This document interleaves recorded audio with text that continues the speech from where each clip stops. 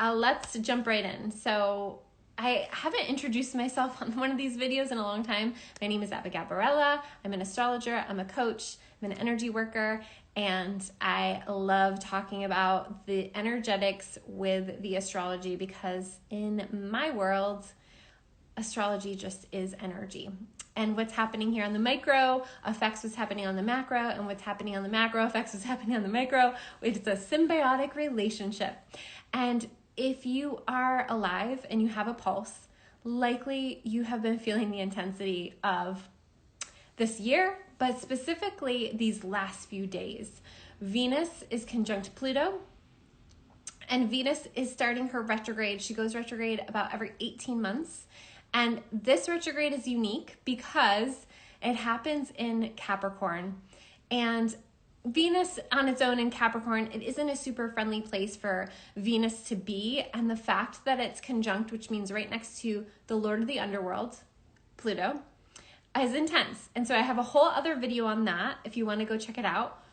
And I'm offering a special event throughout that period for group coaching, looking at your astrology, looking at how to, it's really bringing up your work in the world, your money, and your relationships, and how we've internalized the outward systems of control within ourselves to survive, to make it through, to thrive in many ways. And now as things are shifting, we're starting to recognize what's not working within in order to get what we want on the exterior, right? So this is a really uncomfortable process. Venus will be retrograde starting December 19th, so that's the day after this full moon. But what's interesting is Venus and Pluto are quincunx the full moon. So quincunx is a challenge, it's a challenging placement, and it's like two very different energies trying to like work together when they don't really understand how. So let's talk about the full moon in Gemini. The full moon in Gemini is ruled by Mercury. It's about communication, it's about processing, it's about how we navigate our intellectual thinking and how we speak to it, how we interpret. So if you have like a water Mercury, like I do, you interpret energy a lot easier than you do maybe very logical things. However, Gemini energy is very quick thinking. It's like if you have any Mercurial friends or people with a lot of Gemini placements, they come up with words like you're like, what's a word for this? Like I'm just, like for me, I'll be like, I'm doing this thing. What's a word for this? They're like, blah, blah, blah. I know this word, this word, this word.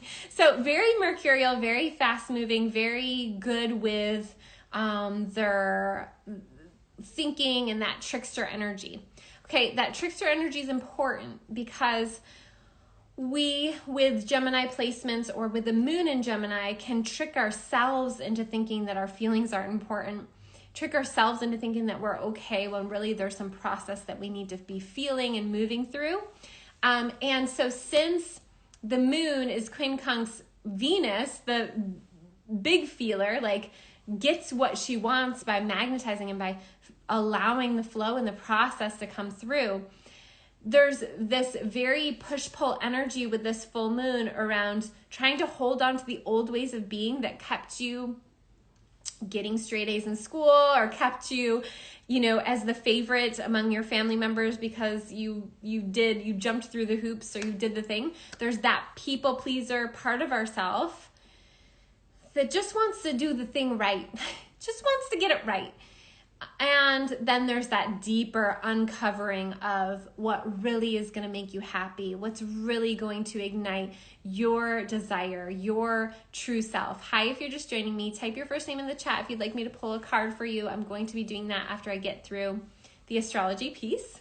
Okay, so this is happening at the full moon. It's not the most important transit, but because I was going backwards way of talking about this, it is important. I have a whole other video on Venus retrograde. Please go check it out on my profile. It will bring things into a lot more sense about what's coming up for you. The last time Venus was retrograde in Capricorn was 2013, December of 2013. So you can look back at that time period too to understand more. Okay, other this is probably the most important thing with this full moon, is that we've had a few full moons now in 27 degrees, and we'll have one more after this, which will be in Cancer. But this full moon at 27 degrees, if you have any planets or placements around the 27, like last 5 degrees of a sign, those placements are getting hit up a lot.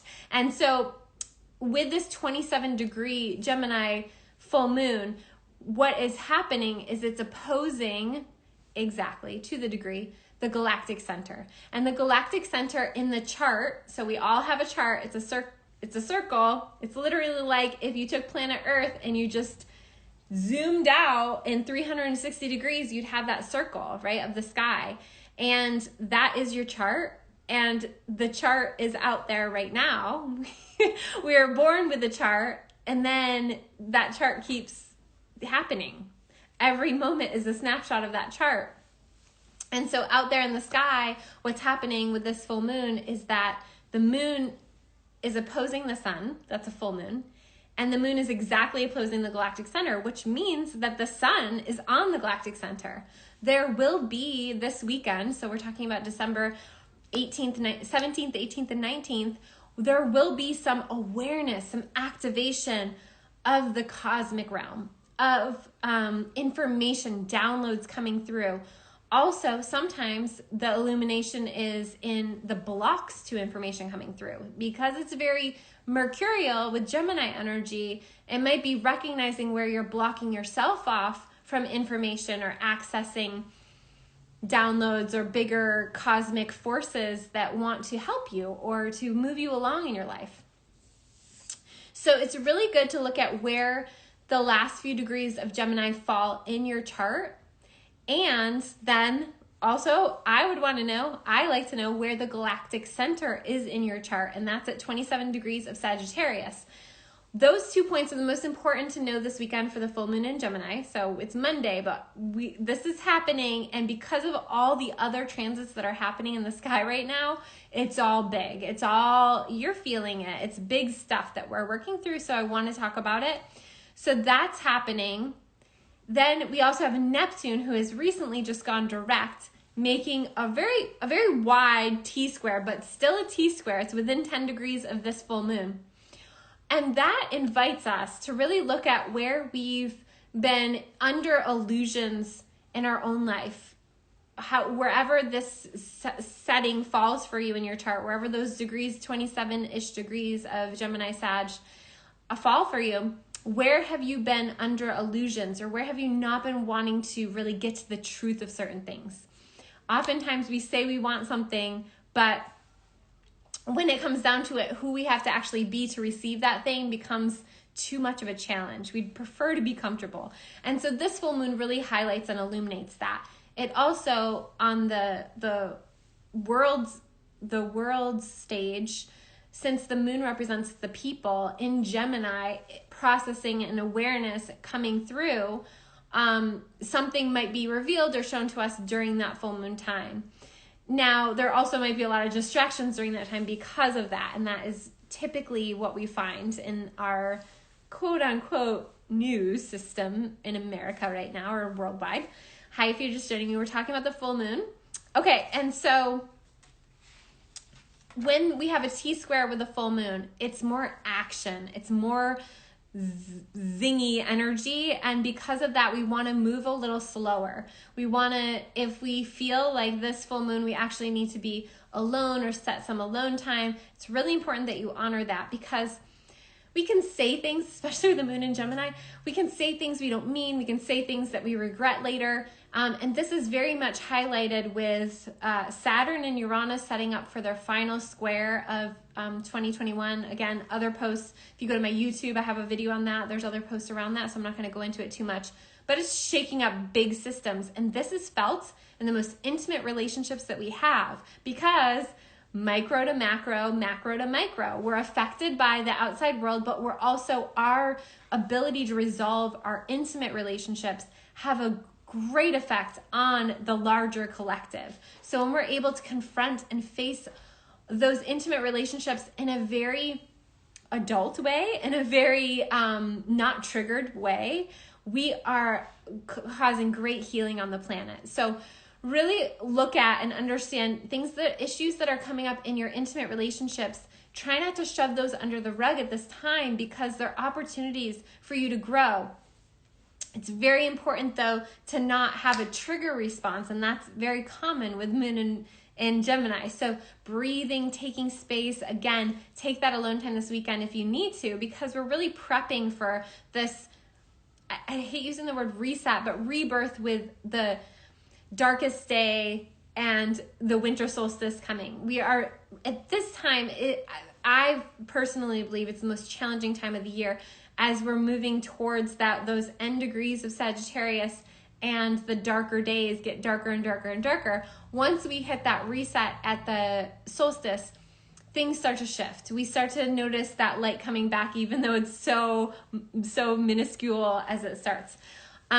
Okay, so one of the things with the solstice to understand is that that winter solstice time period is important this year, because we have Venus retrograde happening. We have the Saturn-Uranus final square.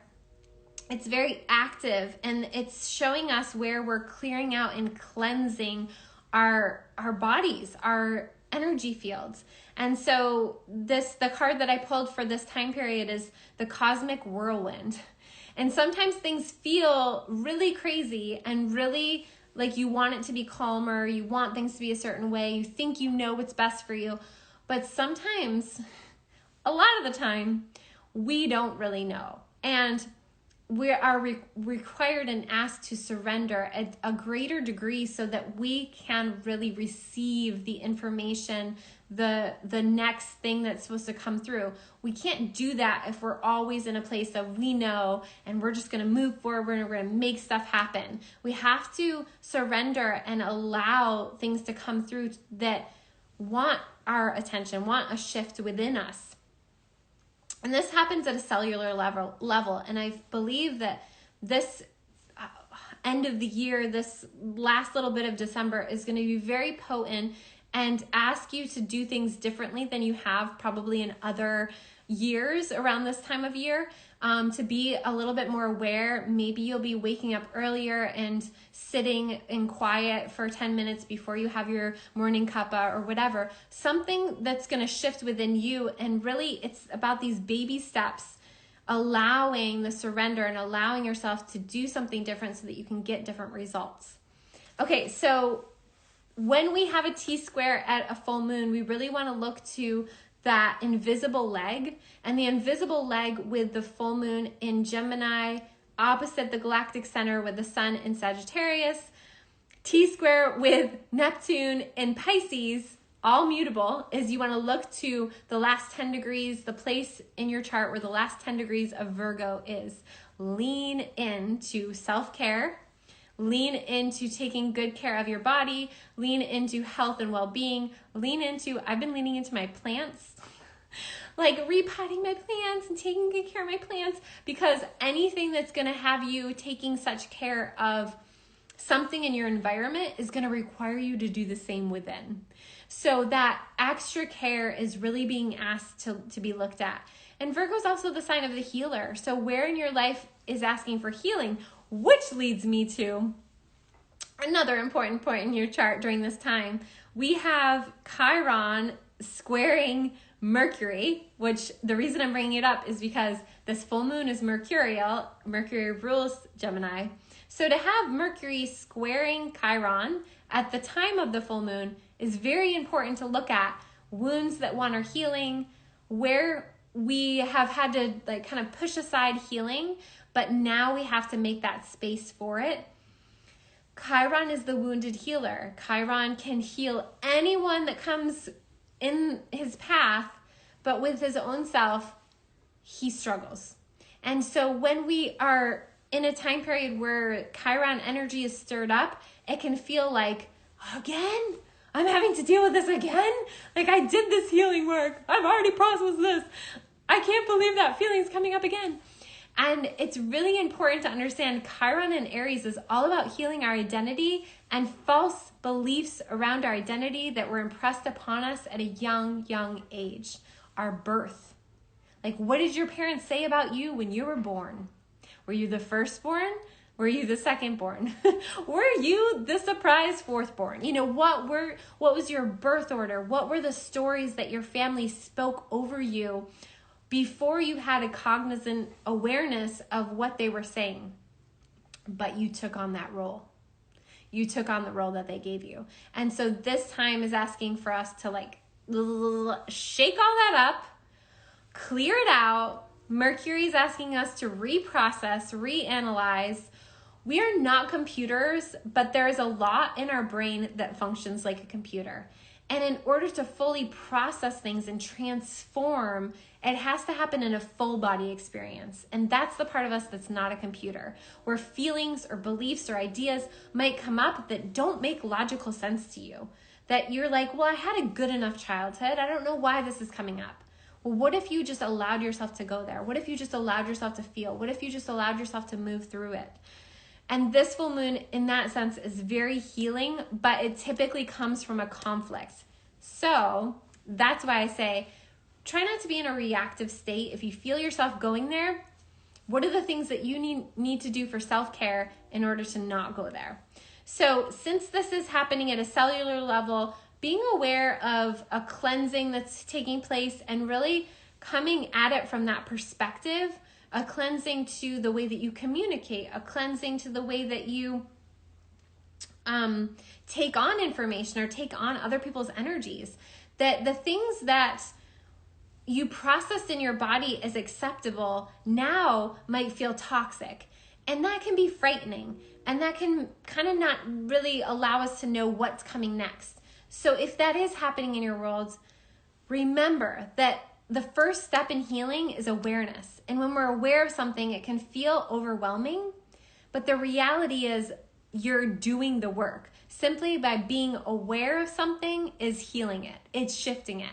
And so I just want to applaud all of you that are becoming aware of things that are very uncomfortable and feel toxic. And it's important for the value to be there in holding the space for yourself to feel into the feelings and to see the things without making it mean anything about you or who you've been or what you came here to be. So those stories also need to drop, and that's very mercurial. So lean into your Virgo house, take good care of yourself. Remember that we didn't come here to be perfect. We came here to process. We didn't come here to be perfect. We came here to process.